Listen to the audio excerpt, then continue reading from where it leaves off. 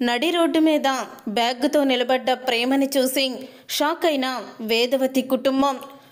అసలు ప్రేమ రోడ్డు మీద నిలబడడం ఏంటి, ఏం జరిగింది అనేది ఈ వీడియోలో తెలుసుకుందాం.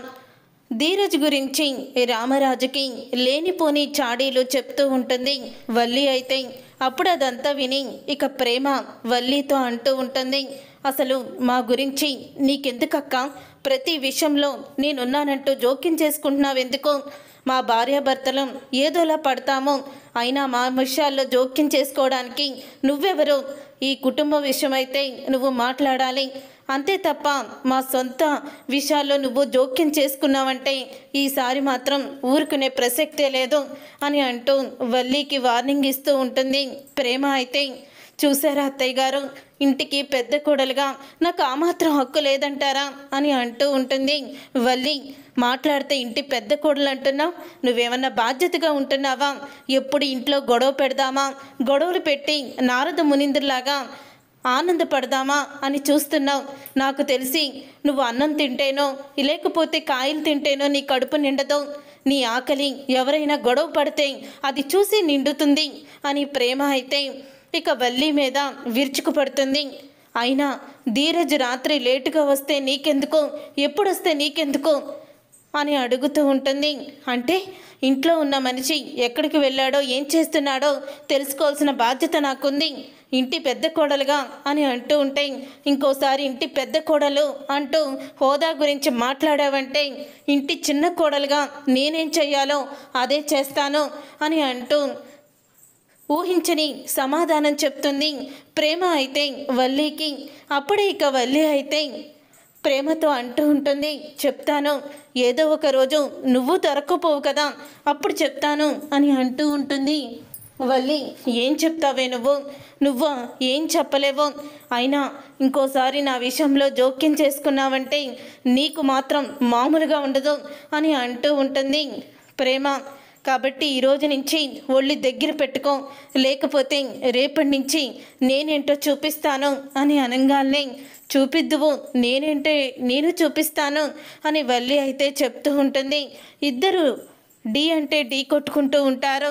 అప్పుడు ఇక నర్మద అయితే ప్రేమ వినేవాళ్ళకి చెప్పొచ్చు, అర్థం చేసుకునే వాళ్ళకి అర్థమయ్యేలా ఇంకో గంటన్నా చెప్పొచ్చు, కానీ ఇలాంటి మూర్ఖులకి మనం చెప్పలేము, పద ప్రేమ అని అంటూ ఉంటుంది నర్మద అయితే. అంటే నేను మూర్ఖురాల్లా? మీ ఇద్దరు ఒక్కటయ్యి నన్ను ఇంతలా అవమానిస్తారు కదా, చెప్తాను మీ సంగతి అని వల్లి అయితే అంటూ ఉంటుంది. తర్వాత ఇక వల్లి అయితే ఆలోచిస్తూ ఉంటుంది, ధీరజ్ ఏదో చేస్తున్నాడు, ధీరజ్ రాత్రులు ఇంటికి ఆలస్యంగా వస్తున్నాడు, కానీ వీళ్ళు నిజం తెలిసిన నిజాన్ని దాచిపెడుతున్నారు. నాకు తెలిసి అత్తయ్యకి ఈ నిజం తెలిసుంటుందా అని అనుకుంటూ ఉంటుంది వల్లి అయితే. అప్పుడే ఇంకా వేదవతి బయట కూర్చొని ఆలోచిస్తూ ఉంటుంది. ఇక చిన్నోడు ఇంటికి లేటుగా వస్తున్నాడు, ఎందుకని అడిగితే ఈ ప్రేమ చెప్పడం లేదు, నర్మద చెప్పడం లేదు, వాళ్ళకి నిజం తెలుసు, అయినా సరే వాళ్ళు బయటపడడం లేదు. అసలు ఏమై ఉంటుంది, చిన్నోడు ఎందుకు ఇంటికి లేటుగా వస్తున్నాడు అని అనుకుంటూ ఉంటుంది వేదవతి అయితే. అప్పుడే ఇక వేదవతి అలా అనుకుంటూ ఉండంగానే అప్పుడే ఇక వల్లి చూసి, అంటే అత్తయ్య గారికి కూడా ఈ విషయం తెలియదనమాట, మరి ధీరజ్ ఏం చేస్తున్నాడు అని అనుకుంటూ ఉంటుంది వల్లి. తరువాత ఇక చందు అయితే ఆఫీస్కి వెళ్తాడు. చందు ఆఫీస్కి వెళ్ళేసరికి సేటు అయితే ఆఫీస్లో ఉంటాడు. సేటుని చూసి ఒక్కసారి షాక్ అయిపోతూ ఉంటాడు చందు అయితే. అప్పుడు ఇక సేటుని చూసి, మీరా ఎప్పుడొచ్చారు సేటు అని అడుగుతూ ఉంటే, ఎప్పుడొచ్చారా, అసలు నువ్వు నాకు బాకీ ఉన్నావు, ఆ విషయం నీకు గుర్తుందా? మీ నాన్నకి చెప్పొద్దంటావు, కానీ నేనేం చెయ్యాలి, ఎలా బాకీ తీసుకోవాలి? చూడు, నీకు టైం ఇచ్చాను, నువ్వు ఆ టైంలోపు నా బాకీ తీర్చలేకపోతున్నావు, ఇక నేను మీ నాన్నకి చెప్పడం తప్ప ఏమీ లేదు అని అంటూ ఉంటే, అప్పుడే ఇక ఆ మాట విని చందు షాక్ అయిపోతూ ఉంటాడు.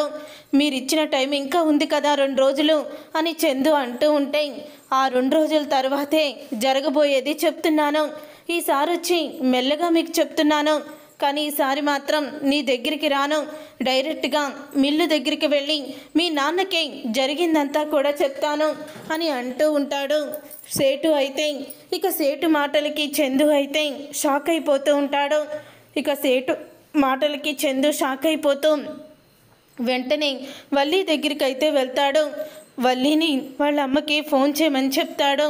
అప్పుడు ఇక వల్లి అయితే ఏంటి బా మా అమ్మకి ఇప్పుడు ఫోన్ ఎందుకు అని అంటూ ఉంటే, ఏంటి వల్లి ఏమీ తెలియనట్టు మాట్లాడుతున్నావు, చెప్తాను మీ అమ్మకి ఫోన్ చేయి.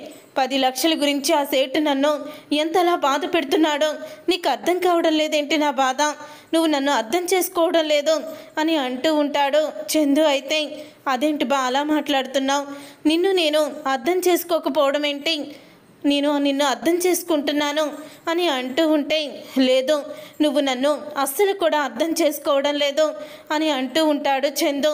ముందు మీ అమ్మకి ఫోన్ చేస్తావా అని అడుగుతూ ఉంటే, అప్పుడే ఫోన్ చేస్తుంది భాగ్యం. అదిగో మీ అమ్మగారే ఫోన్ చేస్తున్నారు, ఫోన్ చేసి లిఫ్ట్ చేసి నా డబ్బులు నాకు ఇవ్వమని చెప్పు అని అంటూ ఉంటాడు చందు. అప్పుడే ఇక ఫోన్ లిఫ్ట్ చేస్తుంది వల్లి. అయితే అమ్మ మీ అల్లుడు గారు డబ్బులు అడుగుతున్నారు, ఎప్పుడు ఇస్తారని ఏమని చెప్పమంటావు, నా పక్కనే ఉన్నారు అని అంటూ ఉంటుంది వల్లి. అయితే అప్పుడే ఇక వల్లి అన్న మాటలకి అంటూ ఉంటుంది భాగ్యం, ఆవేశం చెప్దామని ఫోన్ చేశాను అమ్మడు, ఎల్లుండు ఉదయం కల్లి అల్లుడు గారికి 10 లక్షలు ఇచ్చేస్తాను, మాకు రావాల్సిన బాకీ వచ్చేసింది, 2 రోజుల్లో ఇస్తానని చెప్పాడు అతను, గ్యారంటీగా ఇస్తాడట అని అంటూ ఉంటుంది భాగ్యం. అప్పుడే ఆ మాట విని చందు అయితే ఎంతో ఆనందపడుతూ ఉంటాడు. సరేనమ్మా నేనుంటాను అంటూ వల్లి ఫోన్ పెట్టేస్తుంది. విన్నావు కదబా, 2 రోజుల్లో అమ్మ ఇస్తానని చెప్పింది, ఇక నువ్వు కంగారు పడాల్సిన అవసరం లేదు అని అంటూ ఉంటుంది వల్లి. అయితే ఆ 10 లక్షల గురించి మా నాన్నకి తెలిస్తే మా నాన్న ముందు నేను తల ఎత్తుకోలేను వల్లి, అందుకని ఇలా చేయాల్సి వస్తుంది, ఏమీ అనుకోకు అని అంటూ వల్లిని అడుగుతూ ఉంటాడు చందు. అయితే సరే బా ఏమనుకోలే అని అంటూ ఉంటుంది వల్లి. తరువాత బయటికి వెళ్ళిపోతాడు చందు. వెళ్ళిన తరువాత వెంటనే మళ్ళీ భాగ్యానికి వల్లి అయితే ఫోన్ చేస్తుంది. ఏంటి అమ్మా 2 రోజుల్లో డబ్బులు ఇస్తానని చెప్పావు కదా, ఎక్కడి నుంచి తీసుకొస్తావే అని అడుగుతూ ఉంటే, అల్లుడి గారి మనశ్శాంతి కోసం అలా చెప్పాను, నేనెందుకు ఇస్తాను, నా దగ్గర ఎక్కడున్నాయి అని భాగ్యం అంటూ ఉంటే, మరి ఎందుకు అలా చెప్పావు, మళ్ళీ ఎల్లుండి పొద్దున్నే అడుగుతారు కదా అని అంటూ ఉంటుంది వల్లి. చూడు ఈ 2 రోజుల్లో నువ్వు ఇంట్లో సునామీలు సృష్టించు, ఏదో ఒక గొడవ చేసి రచ్చ రచ్చ చెయ్యి, అప్పుడు నీ ధ్యాస మానేసి అప్పుడు నీ భర్త ఆ ఇంటి గొడవలోనే పడిపోతాడు, అప్పుడు నిన్ను 10 లక్షలు అడగడు అని అంటూ ఉంటే, అవునే అమ్మా నేను కూడా అదే అనుకుంటున్నాను, ఇంట్లో రచ్చ చేయడానికి ఒక విషయం ఉందిలే, ఆ ధీరజ్ ఉన్నాడే రాత్రులు లేటుగా వస్తున్నాడు, ఏదో చేస్తున్నాడు, కానీ ఈ నర్మదకి ప్రేమకి ఇద్దరికీ తెలుసు, ఎవ్వరూ కూడా బయటపడడం లేదు, అందుకని నేను అదేంటో కనుక్కుంటాను, కనుక్కొని చెప్తాను అని అంటూ ఉంటుంది వల్లి. అయితే అవునే ఇలాంటివే మీ మావయ్య దృష్టికి తీసుకువెళ్ళాలి, మీ మావయ్యకి తెలియకుండా ఏదైనా చేస్తే ఊరుకోనని చెప్పాడని అంటున్నావు కదా, ఇప్పుడు ఈ విషయం ఏంటో అని మొత్తం కూడా కూపి తీయి బయటికి అని అంటూ ఉంటుంది భాగ్యం. అప్పుడే ఇక వల్లి అయితే ఫోన్ పెట్టేస్తుంది. వల్లి ఫోన్ పెట్టేసిన తర్వాత అప్పుడే ఇక రాత్రి అవుతుంది. ధీరజ్ ఎప్పుడు ఇంటికి వస్తాడా అని వల్లి అయితే ఎదురు చూస్తూ ఉంటుంది. మొత్తానికి ధీరజ్ అయితే ఇంటికి వస్తాడు. ధీరజ్ ఇంటికి వచ్చిన తర్వాత అప్పుడే ధీరజ్ నీరసంగా ఉండడం చూసి ప్రేమ అయితే చాలా బాధపడుతూ ఉంటుంది. నీకు ఎందుకు ఇదంతా అని అంటూ అడుగుతూ ఉంటుంది. నా వల్లే నువ్వు ఇన్ని బాధలు పడాల్సి వస్తుంది కదా అని అంటూ ఉంటే, అవును నీ వల్లే బాధపడుతున్నాను, అంటే ఇది బాధ అంటే బాధ కాదు, నిన్ను చదివిస్తున్నానని ఆనందం అని అంటూ ఉంటాడు ధీరజ్. అయితే ఈ విషయం మీ నాన్నకి తెలీదు, మావయ్యకి తెలిస్తే మావయ్య పెద్ద గొడవ చేస్తారు అని అంటూ ఉంటుంది ప్రేమ. అప్పుడే వల్లికి అర్థమైపోతుంది, అంటే ధీరజ్ ప్రేమని విదేశాలకి పంపించడానికి తను రాత్రింబవళ్ళు కష్టపడుతున్నాడనమాట. ఈ విషయం మావయ్యకి తెలియకూడదా, తెలియకూడదంటే నేను ముందే తెలిసేలా చేస్తాను అని అనుకుంటూ ఉంటుంది వల్లి అయితే. అప్పుడే ఇక వల్లి అనుకున్న తర్వాత వెంటనే ఉదయం అవుతుంది. ఉదయం అవ్వంగానే ఎప్పుడెప్పుడు రామరాజు లెగుస్తాడా, రామరాజు చెవులో ఈ విషయాన్ని ఊదేద్దామా అని చెప్పి చూస్తూ ఉంటుంది. కానీ ఈ విషయం చందు ఉండగా ఎవరుండగా చెప్పినా తనని ఏదో ఒకటి అంటారని ఎవరూ లేని సమయంలోనే రామరాజుకి చెప్పాలనుకుంటుంది. ఇక రామరాజు ఏదో అర్జెంటు పనుందని తనైతే వెళ్ళిపోతాడు మిల్లికి. అలా మిల్లికి వెళ్ళిపోవడంతో మావయ్య గారికి చెప్పాలనుకున్నాను, మావయ్య గారు మిల్లికి వెళ్ళిపోయారు, ఇప్పుడు ఏం చేయాలి అని ఆలోచిస్తూ ఉంటుంది వల్లి అయితే. అలా ఆలోచిస్తున్న వల్లి అప్పుడే ఇక ఫోన్ ఉంది కదా, ఫోన్లో చెప్పడమే కరెక్టు అని వెంటనే రామరాజుకైతే ఫోన్ చేస్తుంది. నేనండి మావయ్య గారండి అని అంటూ ఎంతో మర్యాదగా మాట్లాడుతూ ఉంటుంది. ఏంటమ్మా ఈ టైంలో ఫోన్ చేశావు, ఏమైంది అని అడుగుతూ ఉంటాడు రామరాజు. ఏం లేదండి మావయ్య గారండి, ఇంట్లో అన్యాయం జరిగిపోతుంది అని అంటూ ఉంటుంది. ఏంటమ్మా నువ్వు చెప్పేది, ఏమైంది అని అంటూ ఉంటాడు రామరాజు. ఏమవడం ఏంటండి, ధీరజ్ రాత్రుల్లో ఎందుకు లేటుగా వస్తున్నాడో మీకు తెలుసా? ధీరజు ప్రేమని చదివించడానికి ఫారిన్ పంపిస్తాడట, ఫారిన్ పంపించడానికి రాత్రుల్లో డ్రైవర్గా చేస్తున్నాడు అని అంటూ ఉంటుంది వల్లి అయితే. ఇక ఆ మాట విని ఒక్కసారే రామరాజు షాక్ అయిపోతూ ఏంటి నువ్వు చెప్పేది అని అంటూ ఉంటాడు.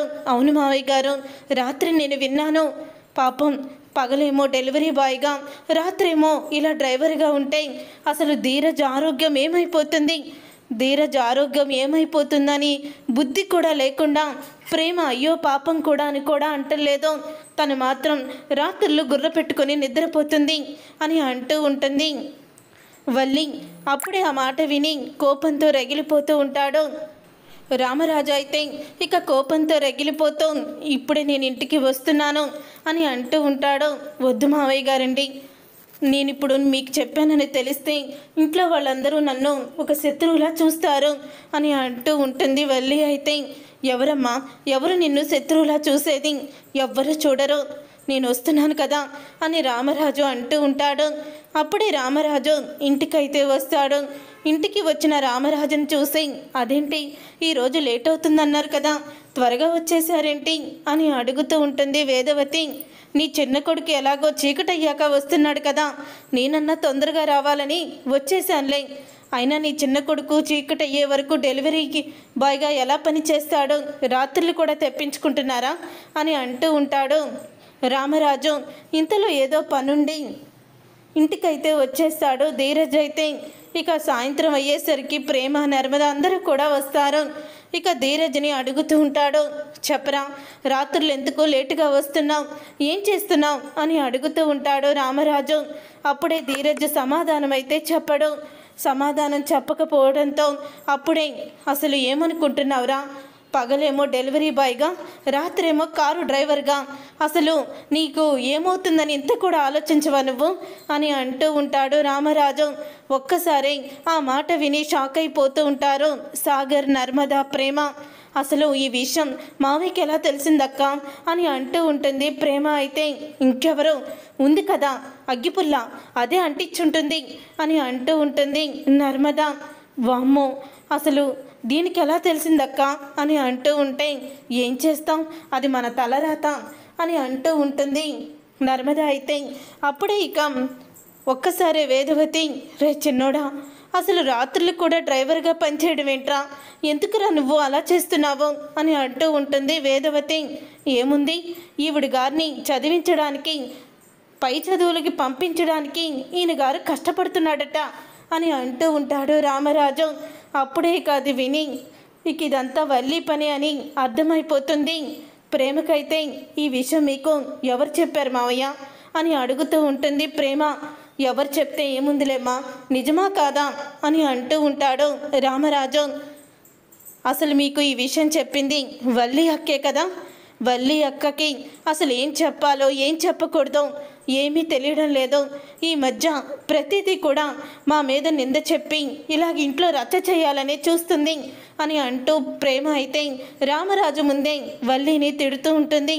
చూసారా మావయ్య గారండి, ఇంట్లో గురించి చెప్తే అది మీకు చెప్పకూడదంట, అంటే మీకు ఇచ్చే గౌరవం అదే వాళ్ళు అని అంటూ ఉంటుంది వల్లి. అయితే అప్పుడే రామరాజు అయితే, ఏంటమ్మా మీకు గౌరవం లేదని వల్లిని కూడా గౌరవం ఇవ్వద్దంటావా ఏంటి అని అంటూ ఉంటే, మీకు ఎప్పుడు గౌరవం ఇస్తూనే ఉన్నాం మావయ్య గారు, కానీ మీరే మీ మాటలతో మమ్మల్ని చిత్రవద చేస్తున్నారు.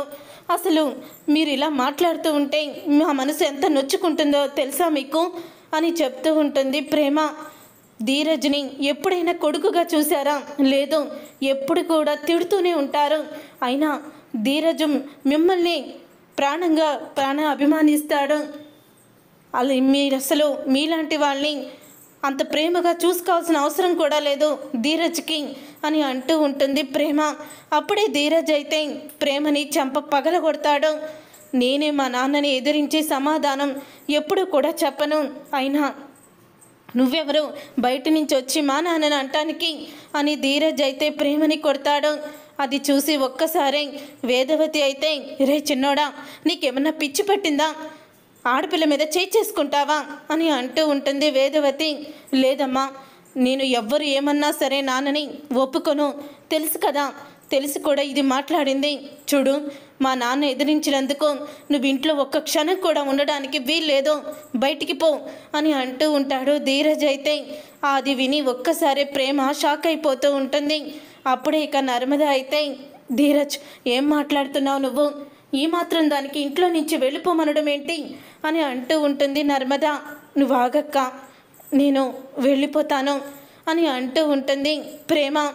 ఏంటి ప్రేమ, నువ్వు కూడా ధీరజ్ ఏదో కోపంగా అంటే నువ్వు కూడా అలా వెళ్ళిపోతానంటావేంటి అని అనగానే, చూడక్క, ఈ ఇంట్లో ఉన్నంతసేపు ఈ వల్లి అక్క మాటలు విని మావయ్య ప్రతిరోజు కూడా నా మూలాన ధీరజ్ని ఏదో ఒకటి అంటూనే ఉంటున్నారు. పాపం ధీరజ్ ఎన్నని అవమానాలు భరిస్తాడో. ఈ వల్లి అక్క మన ఇంట్లో ఏం చెప్పాలో ఏం చెప్పకూడదో కూడా తెలీదు. ప్రతిదీ కూడా మావయ్యకి ఇంట్లో చెప్పకుండా మిల్లికి ఫోన్ చేసి మరీ చెప్పింది.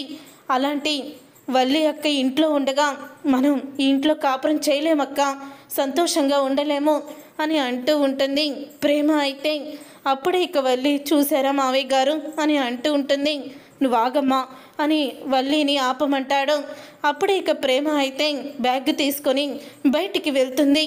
అలా ప్రేమ బ్యాగ్ తీసుకొని బయటికి వెళ్ళేసరికి టూర్కి వెళ్ళిన భద్రావతి కుటుంబం మొత్తం అందరూ కూడా కారులో నుంచి బయటికి దిగుతూ ఉంటారు. అప్పుడే ఇక బ్యాగ్తో బయటికి వచ్చిన ప్రేమని చూసి వాళ్ళందరూ కూడా షాక్ అయిపోతూ ఉంటారు. అప్పుడే ఇంకా భద్రావతి అయితే, రే తమ్ముడు, ఇదేంట్రా, ఇది బ్యాగ్తో రోడ్డు మీద నుంచిందేంటి అని అంటూ ఉంటే, అప్పుడే ఇక వల్లి అయితే, ఏంటి ఇంకా చూస్తున్నావు, వెళ్ళు అని అంటూ ఉంటుంది. ఏంటి నువ్వు మాట్లాడేది, అసలు అది బ్యాగ్తో ఎందుకు నుంచింది అని అంటూ ఉంటే, దాని మొగుడు ఇంట్లో నుంచి బయటికి గెంటేశాడు, అందుకని వచ్చేసింది అని అంటూ ఉంటుంది వల్లి. అయితే ఇంతలో రామరాజు వాళ్ళందరూ బయటికైతే వస్తారు. ఇక బయటికి రావడంతో అప్పుడే ఇక భద్రావతి అంటూ ఉంటుంది, ఏంటే వాడిని నమ్ముకొని వెళ్ళావు కదా, ఇదేనా వాళ్ళు నిన్ను చూసుకునే తీరు అని అంటూ ఉంటుంది భద్రావతి. ఒక ఆడపిల్లని ఇలాగా నడి రోడ్డు మీద బ్యాగ్తో నిలబెట్టావే, నువ్వు మనిషివేనా నువ్వు అని తిడుతూ ఉంటాడు సేతుపతి. అయితే అప్పుడే రామరాజు అయితే ఏమీ మాట్లాడలేకపోతాడో. నీ కొడుకు నా కూతుర్ని ఇంట్లో నుంచి బయటికి గెంటేస్తుంటే చేతగాని వాళ్ళలాగా చూస్తూ ఉండిపోయావా, ఇదేనా నీ పెద్దరికం, ఇల్లు ఇల్లాలు పిల్లలు ఇదే నా బలం అంటావే, నీ ఇంటిని ముక్కలవుతూ ఉంటే అలా చూస్తూ ఊరుకుంటావా అని అంటూ సేతుపతి అయితే తిడుతూ ఉంటాడు. అప్పుడే ఇక ప్రేమ అయితే, నాన్న ఏమీ అనొద్దు, నా ఇష్టపూర్వకంగానే నేను బయటికి వచ్చాను అని ప్రేమ అంటూ ఉంటుంది. అవునమ్మా, నీ ఇష్టపూర్వకంగానే వాణ్ణి పెళ్లి చేసుకున్నావు, ఇప్పుడు నీ ఇష్టపూర్వకంగానే బయటికి వచ్చావు, నీ జీవితాన్ని నిలువెల్లా నాశనం చేశాడు కదా ఈ దుర్మార్గుడు అని అంటూ ఉంటాడు సేతుపతి. అప్పుడే ఇంకా రామరాజు అయితే, రేయ్ వెళ్ళి ప్రేమని ఇంట్లోకి తీసుకురా అని అంటూ ఉంటాడు రామరాజు. అప్పుడే నాన్న అని అనగానే, చెప్తున్నాను కదరా ప్రేమని ఇంట్లోకి తీసుకురా అని అంటూ ఉంటాడు రామరాజు. చూసారుగా ఫ్రెండ్స్, రాబోయే కథలో ఖచ్చితంగా ఇలాగే జరగబోతుంది. మరి ఇలాగే జరగాలని మీరైతే కోరుకుంటున్నారా? అయితే వీడియోని తప్పకుండా లైక్ చేసి ఛానల్ని సబ్స్క్రైబ్ చేసుకొని పక్కనే ఉన్న గంట సింబల్పై ఆల్ అని క్లిక్ చేయండి. అప్పుడే మేము పెట్టే ప్రతి వీడియో మీరు మిస్ కాకుండా చూసేవచ్చు.